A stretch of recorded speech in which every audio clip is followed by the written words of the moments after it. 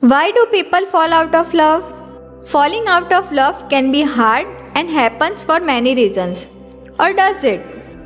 Sadhguru explains the only reason why people fall out of love and how one can approach relationships in a way that is deeply satisfying and without entanglement.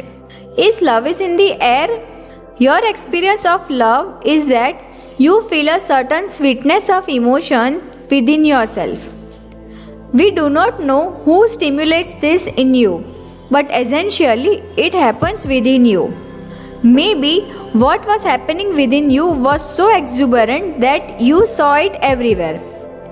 When you are in love, you thought the flowers bloomed for you, the birds are singing for you, the clouds are moving for you. I do not want to destroy all the romance, but essentially it is happening within you. It is wonderful that you are experiencing such sweetness of emotions stimulated by someone. You are using the other person as a key to open an experience within you. But why are you using a key when there is no lock, no door, no barrier of any kind? It is just that you are a push start machine. If you owned an Ambassador car 25 years ago, you would have always parked it on a gradient because two people had to push it in the morning to get it to start. Nowadays, all the cars are self-start. Many of them are remote start. Would you like to upgrade your technology so that you are on self-start? If you wake up in the morning, you should be overflowing with joy, love, and exuberance by yourself. You should not need anyone to stimulate you.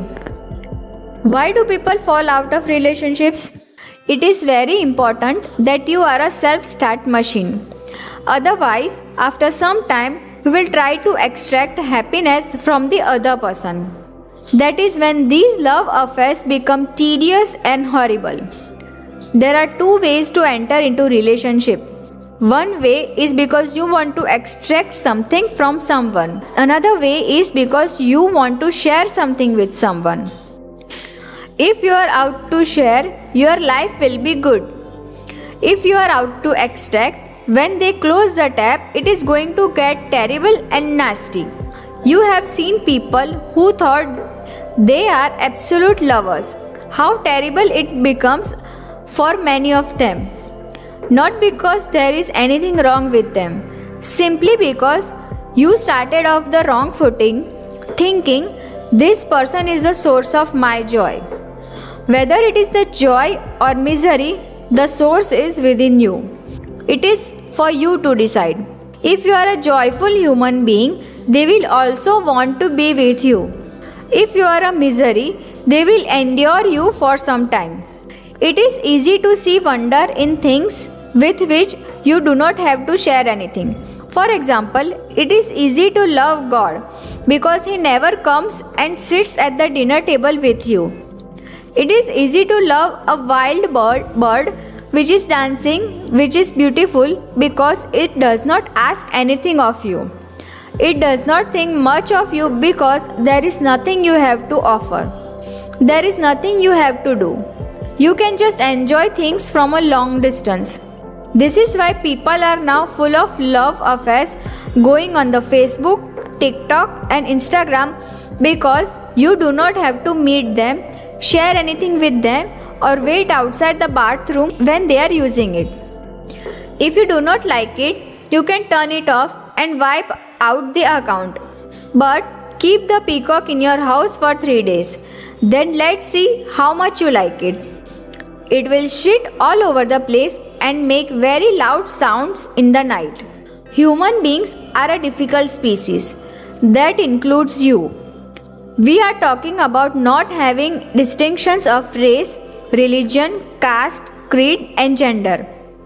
I am telling you, do not even draw lines about the species.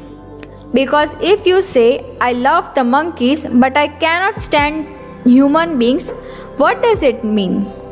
You do not like the evolution. It is alright. At least you are enjoying the birds. There is nothing wrong with appreciating and loving a peacock dancing. You must love him even when he is not dancing. It is easy to love when there is distance. Distance is a wonderful thing. Death is a fantastic thing. Dead people are always loved by everyone.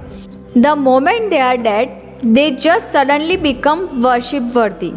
Why did you not worship them when they were alive? When they were alive, you were struggling with them. The moment they die, you worship them, miss them, and love them. Let's look at this carefully. Your problem is that you have a defined characteristic of your personality. You are looking for something which does not step on your persona. But not every human being respects your boundaries. They inevitably step on it. Some of them do it out of ignorance, or some of them by intent, like me. The moment someone steps on your boundaries, you feel that person is problem. Right now, the peacock is outside your boundaries, so it looks very beautiful. If it steps into your boundary, you will see him also as a big nuisance. The important thing is that you create little distance between yourself and your personality. Then you will see that you will even enjoy yourself. You can enjoy everyone because now you see people for who they are and not having some framework into which they must fit into.